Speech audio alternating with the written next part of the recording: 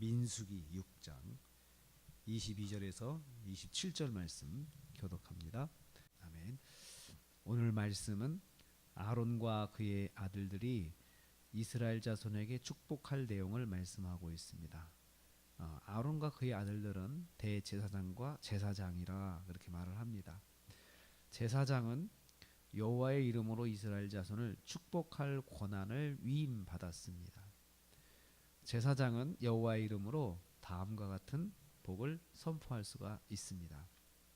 첫째는 여호와께서 지켜주시기를 축복할 수 있습니다. 24절 말씀에 여호와는 내게 복을 주시고 너를 지키시기 원한다. 그래서 뒤에 있는 말이 더 중심되는 말인데요. 하나님의 복이 무엇이냐? 지켜주시는 복이다 라는 그런 말씀입니다. 지켜주다, 지키다 라는 말은 울타리를 쳐서 보관한다 이런 뜻이에요. 울타리를 쳐가지고 보관한다. 그래서 안전하게 보호해 주시는 것을 말합니다. 울타리 밖에까지는 무슨 일이든 일어날 수가 있죠. 별일이 일어날 수 있지만 그 안은 아무 일도 일어나지 않게 하나님께서 만들어 주시는 것을 말합니다. 그래서 그 밖에서 일어나는 일들이 울타리 안에까지 영향을 미치지 못하도록 하나님께서 보호해 주시는 것을 말합니다. 시편 125편 2절 말씀에 이런 말씀이 있어요. 산들이 예루살렘을 두름과 같이 여호와께서 그의 백성을 지금부터 영원까지 두루시리로다. 그 말이 이 구체적인 설명입니다. 산으로 쫙 둘러서 한 도시를, 예루살렘 도시를 보호해 주시는 것처럼 하나님께서 이스라엘 백성들, 하나님의 백성을 큰 산으로 이렇게 보호해 주셔서 안전하게, 그래서 그 산으로 보호해 주면은 밖에서 무슨 바람이 불고 무슨 일이 있어도 그 안전하잖아요. 그래서 그렇게 보호해 주신다라는 것을 말씀하고 있습니다. 그게 바로 지켜준다라는 말입니다. 하나님의 백성에게는 여호와께서 지켜주시는 복이 있습니다. 그 복이 저와 여러분에게 있기를 축복합니다. 두 번째는 여호와께서 은혜 베푸시기를 축복할 수 있습니다. 5절 말씀입니다. 은혜를 베풀다라는 말은 자비를 베풀다, 긍휼히 여기다, 불쌍히 여기다 이런 뜻입니다. 불쌍히 여긴다고 하는 것이 무엇입니까? 사람을 볼 때 그 사람을 일단 봐주고 싶은 마음이 생기는 거예요. 그게 불쌍히 여기는 거잖아요. 이것은 자격이 없지만, 자격이 부족해도 봐주시는 것을 말해요. 그 사람이 마땅히 행할 바를 행해야 되는데 다 못했어요. 그래도 그 사람을 봐주는 거예요. 그래서 받아주시는 거죠. 받아주셔서 인도해 주시는 것을 말합니다. 자격이 없지만 봐주셔서 인도해 주십니다. 어떻게 해주십니까? 여호와의 얼굴을 비추셔서, 비추사, 얼굴을 비친다는 것이 얼굴빛이 그 사람에게 전달이 되는 걸 말하니까 가까이 있는 걸 말해요. 가까이서, 아주 가까이서 하나님께서 은혜를 베풀어 주시는데요. 그 말은 직접 오셔가지고 봐주시는 걸 말해요. 직접 오셔서 만나 주셔서 자격이 없지만 그 사람을 이끌어 주는 걸 말합니다. 하나님의 백성에게는 그런 부분이 있습니다. 우리가 그래서 늘 기도할 때 그렇게 말하죠. 자격이 없지만 은혜를 베풀어 주세요. 우리가 하나님께 기도하는 것들을 놓고 하나님 자격 없지만 십자가의 공로로 하나님 인도해 주세요. 우리 자격 없지만 우리 십자가의 공로를 의지해서 하나님께 기도할 수 있죠. 이렇게 해주세요. 이렇게 해주세요. 할 수가 있습니다.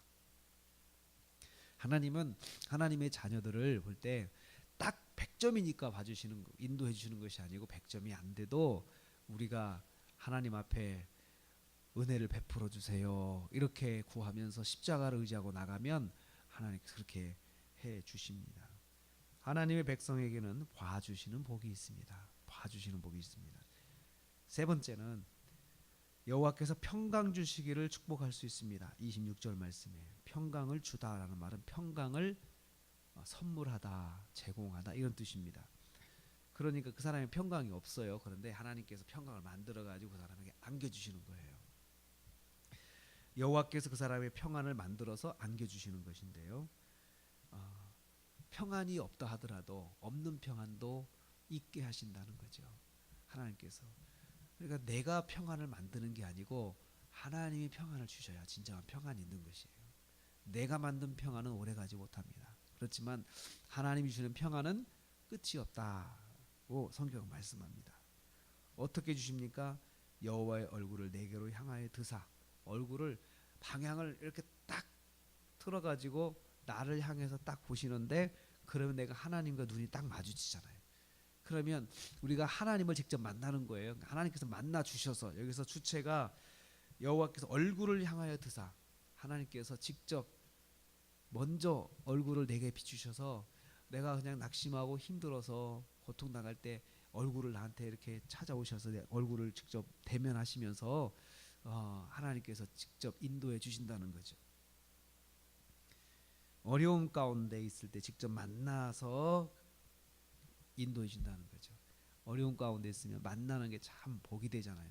참 위로가 되잖아요. 찾아가잖아요. 그래서 어려움 가운데서 찾아가는 것, 신방, 이것은 그 자체가 큰 위로가 되기 때문에 그렇습니다. 하나님께서 직접 신방해 주셔가지고 얼굴을 가까이서 보여주시면서 인도해 주신다는 것입니다. 어제 그 한 목사님, 교회 개척을 준비하는 목사님께 전화를 드렸어요. 어떻게 하시냐고 그랬더니 개척을 했는데 굉장히 큰 일을 만났어요. 그 이분이 경험이 없다 보니까 인테리어하는 공사하는 분한테 막 휘둘린 거예요. 막 그분이 뭐 이거 해주겠다 해놓고 가보면 자기 마음대로 다른 거 해놓고, 페인트칠도 이렇게 하겠다 해놓고는 가보면 다른 색깔로 하고. 그래서 제가 가만히 보니까 이분이 자기가 갖고 있는 물건을 재고 처리하는 것 같아요. 말을 막 이렇게 해놓고, 그리고 값도 사람도 두 사람 썼다 했는데 가면 한 사람 써놓고 두 사람 분 신청하고, 밥도 막 2만 원 먹었다 근데 가면 짜장면 먹었고, 그러니까 막 그렇게 막 재고 이렇게 견적을 내는데, 이분이 그냥 그 사람을 믿고 막 이렇게 했는데, 해놓은 거 보면은 뭐 말도 안 되는 거, 뭐 문도 뭐 막 비싼 거 갖다가 놓고 막 그렇게 해서, 이분이 막 너무너무 속상해가지고 막 울고 싶다는 거예요. 참 목사라 어떻게 이 사람은 할 수도 없고, 이 사람은 그 공사하는 사람은 이런 경험이 있는 거예요. 이런 막 마음대로 막 해서 목사들은 해도 괜찮다, 뭐 막 말을 못하니까 고발도 못하고, 그러니까 그랬는데 정말 울고 싶은 심정인데 마침 제가 전화를 했죠. 어떻게 되냐고 그랬더니 막 울고 싶은 심정이라고, 그러면 이러이러한 일이 있다고. 그래서 그렇게 말하면 목사님 전화해 주셔서 너무 고맙다고, 위로가 된다고 그런 말을 하더라고요. 근데 전화만 해도 해서 통화만 해도 그런데, 얼굴을 직접 보시면서 하나님께서 정말 그 전능하신 하나님이시잖아요. 이 내 어려움을 알면 하나님이 다 가만히 있지 않으시잖아요. 우리가 그렇잖아요. 정말 사랑하는 사람이 어려운 일을 당했다 가만히 있을 수가 없잖아요. 내가 뭐라도 해주고 싶은 마음인데 하나님께서 그렇게 하신다는 거예요. 내 얼굴을 내게로 향해 비추사 직접 오셔서 하나님께서 평강을 주시기를, 뭐든지 어려움을 이기려면 먼저 마음에 평안이 있어야 할 수가 있어요. 평안이 있어야 할 수가 있는데, 그 평안으로 주실 때는 빌립보서 말씀을 보면 하나님의 인도하심의 제일 1차 표시가 마음의 평안이에요. 어려움이 직접 아직 끝나진 않았어도 지금 평안을 주시면 하나님 인도하시겠구나, 이제 하시는구나, 이렇게 응답으로 아시면 됩니다. 하나님의 백성은 샬롬의 복이십니다. 평안은 샬롬입니다. 하나님 샬롬을 만들어 주셔가지고 극복할 수 있도록 만들어 주신다는 거죠. 하나님의 백성은 울타리를 쳐서 보호해 주시고 봐주시고 평안을 만들어 안겨주시는 복이 있습니다. 이 복을 제사장에게 위임을 해주셨어요. 이렇게 네가 말을 하면 해주겠다. 그래서 우리가 지금 왕같은 제사장입니다. 우리는 왕같은 제사장이에요. 목사님이 그렇게 해주시면 또 하나님 해주겠다는 약속이 되고, 또 우리가 주님의 이름으로 그렇게 축복하면 하나님이 해주시겠다는 약속입니다. 이 세 가지 복이 저와 여러분에게 지켜주시는 복, 은혜 주시는 복, 평강을 주시는 복, 이 세 가지 복은 우리에게 하나님이 약속해 주신 복이니, 이 복이 언제 어느 상황에 있든 간에 저와 여러분에게 함께 하시기를 주님의 이름으로 축복합니다.